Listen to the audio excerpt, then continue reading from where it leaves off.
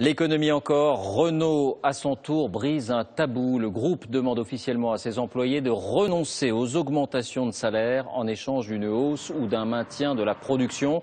La proposition a été faite tout à l'heure, la négociation est engagée. La CGT parle d'ores et déjà d'offres inadmissibles, même tonalité du côté de Force ouvrière. Dans un instant, on va voir que le cas de Renault n'est pas isolé. De plus en plus d'entreprises ont recours à cette forme de flexibilité. D'abord, on s'arrête sur Renault. Depuis 3 ans, une forme de donnant-donnant est déjà en vigueur. Pour échapper au chômage technique, les ouvriers acceptent de changer d'usine, quitte parfois à dormir dans des gîtes ou dans des campings. Fabien Chadeau, Benjamin Jeunhomme.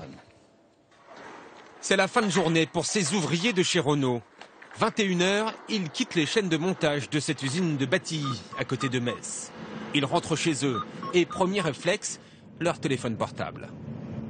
J'ai demandé à ma femme si la soirée se passait bien, que j'avais passé une bonne journée et que je faisais plein de gros bisous à elle et à mes enfants. Car la semaine, ils vivent entre collègues à 400 km de chez eux. Leur site d'origine, Douai, est en chômage partiel. Alors, pour ne pas perdre de salaire et même gagner plus d'argent, ils font des remplacements dans une autre usine du groupe. Et pour l'occasion, ils sont 7 à partager ce gîte. Une cuisine, un salon avec une télé et à l'étage, 2 chambres communes. C'est l'endroit le plus intime que j'ai trouvé ici et c'est mon lit. C'est là où j'y passe beaucoup de temps en dehors du travail parce que c'est le seul endroit où je suis vraiment tout seul, où je suis vraiment tranquille. Ils partagent les tâches ménagères, le quotidien, mais aussi le loyer, 1 200 €. Pour couvrir les frais d'éloignement, Renault verse à chacun 1 400 € par mois et une prime semestrielle. En moyenne, en détachement, ils doublent leur salaire. C'est pour cette raison qu'ils sont tous volontaires. On n'a pas le choix. Si on rentre à notre site d'origine, on s'en sortira pas. Vu les salaires de l'autre côté, c'est pas possible. Déjà à la base, en gagnant 1 500 € par mois, on survivait. Et là, retourner à Douai avec 1 100 ou 1 200 €, c'est du suicide.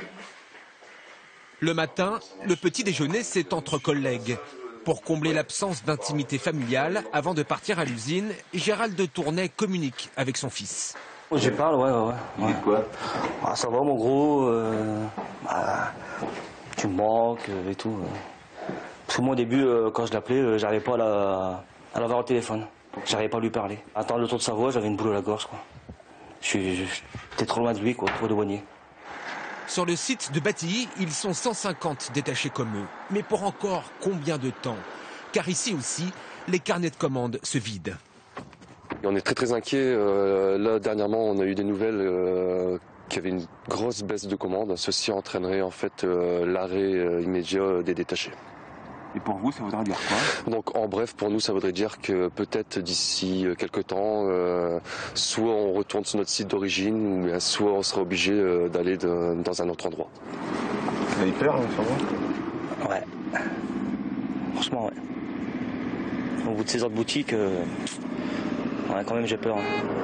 Ils sont d'autant plus inquiets que dans le cadre de négociations avec les syndicats sur la compétitivité du groupe, Renault pourrait revoir les règles de détachement. Fondé sur le volontariat, il pourrait devenir obligatoire dans certains cas et les indemnités de déplacement pourraient diminuer. Alors une nouvelle donne sur la flexibilité est-elle en train de se dessiner en France? Bonsoir François Langlais, vous nous répondrez dans un instant. D'abord voici un autre exemple de gel ou de baisse des salaires en échange d'un maintien de la production, celui de l'entreprise Plastic Omnium. Reportage Denis Sébastien, Thierry Simonet. L'accord est entré en vigueur au début du mois. Gel des salaires pendant 1 an et demi, suppression de la prime d'intéressement et perte de 3 jours de RTT. En contrepartie, l'entreprise renonce à délocaliser un atelier qui avait brûlé au printemps dernier. 400 emplois étaient en jeu. Même si on ne peut pas se réjouir d'avoir cédé quelque chose, on ne leur a pas cédé ce qu'ils nous demandaient à la base, c'est-à-dire une réduction des revenus de 10%. L'effort consenti par les salariés équivaut finalement à une baisse de salaire de 7%. CFDT, CGT, CGC, les 3 syndicats de l'entreprise ont signé. Auparavant, les quelques 1000 employés du site s'étaient prononcés lors d'un vote, 70% pour l'accord, 30% contre. C'est du vol pour nous. On s'est fait arnaquer sur ce truc-là. Et moi je pense que En France, ça va être un peu partout pareil, quoi. Bon, après, on n'avait pas trop le choix, quoi. Donc c'était soit notre travail, soit on était à la porte. C'était ou ça, ou ils délocalisaient l'usine, donc voilà. Donc on était pris à la gorge. L'entreprise qui fabrique des pièces plastiques pour les camions s'est engagée à investir 20 millions d'euros. La direction n'a pas souhaité répondre à nos questions.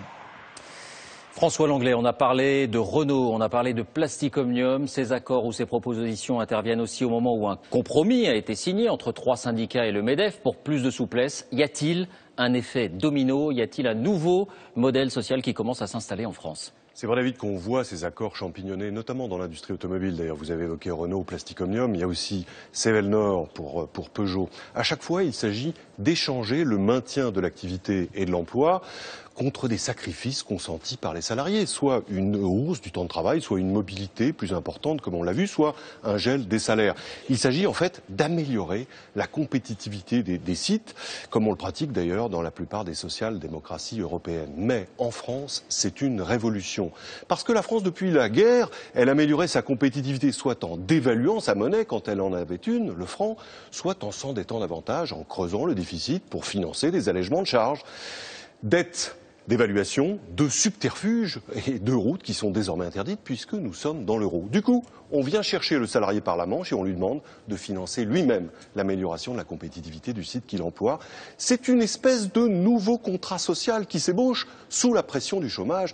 Et le paradoxe, c'est que tout cela se déroule en France alors que c'est la gauche qui est au pouvoir. Merci François pour cette analyse.